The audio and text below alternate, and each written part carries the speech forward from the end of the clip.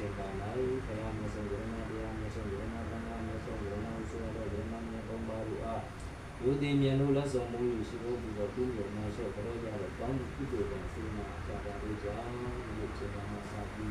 မိမိတို့ရဲ့ကိုယ်ရင်းကိုယ်ပါအိမ်ရင်းအိမ်ကချမ်းပင်းချမ်းသာဝိုင်းရင်းဝိုင်းပါညထာနာတို့၌ကြာရောက်စေကြာရောက်လည်းဖြစ်တော်ကောင်းတဲ့ဒီကောင်းရန်ပေါင်းမှုမှကင်းဝေးပြီးရင်ကောင်းကျိုးဒုက္ခမင်္ဂလာကောင်းလို့နဲ့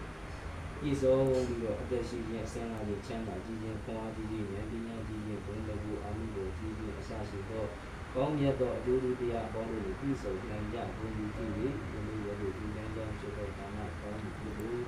စောင့်တည်ကြောင့်ဖြစ်သောဒီလကောင်းမှုပြုလို့ပွားများကြောင့်ဖြစ်သောဒါနကောင်းမှုပြုလို့ဒီကုသိုလ်ကောင်းမှုကစေနာတို့ရဲ့အောက်ကဖြင့်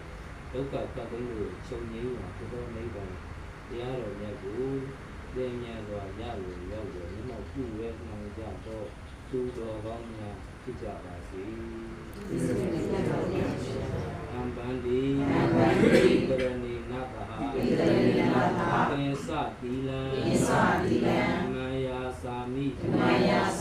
လောကံကတဝါဝိလန္တိထမေပန္တိနိယံပိအံပန္တိကရဏီနာသဟာပင်စတိလံမာယာစာမိလောကံကတဝါဝိလန္တိထ